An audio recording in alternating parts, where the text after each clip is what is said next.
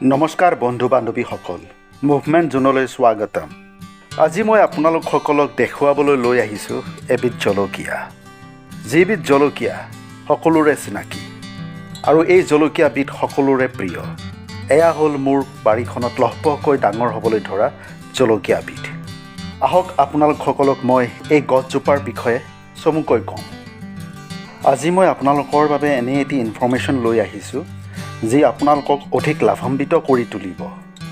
গতিকে সবিশেষ জানিবৰ বাবে ভিডিঅ'টি শেষলৈ চাই থাকিব। আপোনালোকে জানে যে আমাৰ দৈনন্দিন জীৱনৰ খাদ্যসমূহ বনোৱাত আটাইতকৈ বেছি ব্যৱহাৰ হোৱা বস্তুকেইপদ হ'ল মিঠাতেল, হালধি, নিমখ আৰু জলকীয়া। খাদ্যবস্তু অধিক ৰুচিকৰ কৰাৰ বাবে অধিকাংশ মানুহে জলকীয়া ব্যৱহাৰ কৰে, কেঁচা, পকা আৰু শুকান। সাধাৰণতে এই তিনিটা ৰূপত নিত্য ব্যৱহাৰ্য খাদ্য সামগ্ৰী হিচাপে মানুহে বজাৰৰ পৰা ক্ৰয় কৰি ঘৰলৈ লৈ আহে। কিন্তু মই আজি আপোনালোকক এনে এবিধ জলকীয়া গছৰ কথা ক'বলৈ ওলাইছোঁ, যি জাতৰ জলকীয়া গছৰ এটি পুলি ৰোপণ কৰি আপুনি সেই গছৰ উৎপাদনেৰে এমাহ চলিব পাৰিব। সেই জাতৰ জলকীয়া গছৰ ইংৰাজী নাম বাৰ্ড আই চিল্লি। অৱশ্যে আমাৰ সমাজত কিছুমানে ইয়াক বগী জলকীয়া, কিছুমানে ইয়াক ফিৰিং জলকীয়া আৰু কিছুমানে ইয়াক কণ জলকীয়া আদি নানা নামেৰে অভিহিত কৰে। যিয়েই নহওক, এই জলকীয়াবিধৰ বৰণ হ'ল বগা, আকাৰত সৰু সৰু কিন্তু অত্যাধিক জ্বলা। বছৰৰ যিকোনো সময়ত ৰোপণ কৰিব পৰা এই জলকীয়া গছজোপাৰ পৰা প্ৰচুৰ পৰিমাণে ফল পোৱা যায়। পুলি ৰোৱা 5-6 মাহৰ পৰা এই গছজোপাই ফল দিবলৈ আৰম্ভ কৰে আৰু 4-5 বছৰলৈ নিয়মিতভাৱে এই গছজোপাই ফল দি থাকে।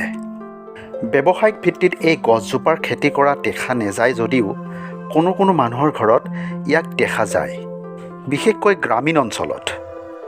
যিসকল ব্যক্তিয়ে অতি কম সময়ত, অতি কম কষ্টত, অতি কম ঠাইত অধিক জলকীয়া উৎপাদন কৰি লাভান্বিত হ'বলৈ বিচাৰে, তেওঁলোকৰ বাবে এই জলকীয়াবিধ হ'ল ভগৱানৰ বৰদান স্বৰূপ।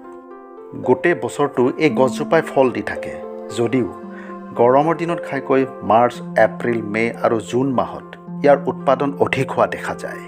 প্ৰায় 3-4 ফুটলৈ ওখ হোৱা গছজোপাৰ ডালসমূহত ডাল ভৰি ভৰি ইমানেই জলকীয়া উৎপাদন হয় যে নিঃসন্দেহে এটি সৰু পৰিয়ালে এই সতেজ জলকীয়াসমূহ ব্যঞ্জনত ব্যৱহাৰ কৰি, সেৱন কৰি আৰু ওচৰ চুবুৰীয়াক উপহাৰ স্বৰূপে দিয়াৰ উপৰিও এমাহ নিশ্চিন্ত মনে চলিব পাৰে।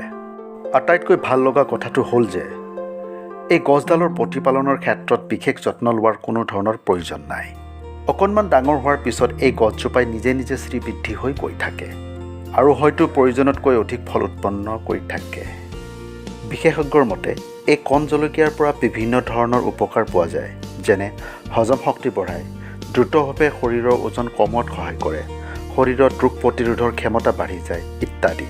আৰু হয়তো প্ৰয়োজনতকৈ অধিক ফল উৎপন্ন কৰি থাকে। গতিকে বন্ধুসকল, আপোনালোকেও এই জলকীয়াবিধ ৰোপণ কৰি মোৰ কথাষাৰৰ সদ্যহতে প্ৰমাণ কৰি চাওকচোন। বন্ধুসকল, আজিলৈ ইমানখিনিয়ে। আকৌ লগ পাম মোৰ পৰৱৰ্তী খণ্ডত। ধন্যবাদ।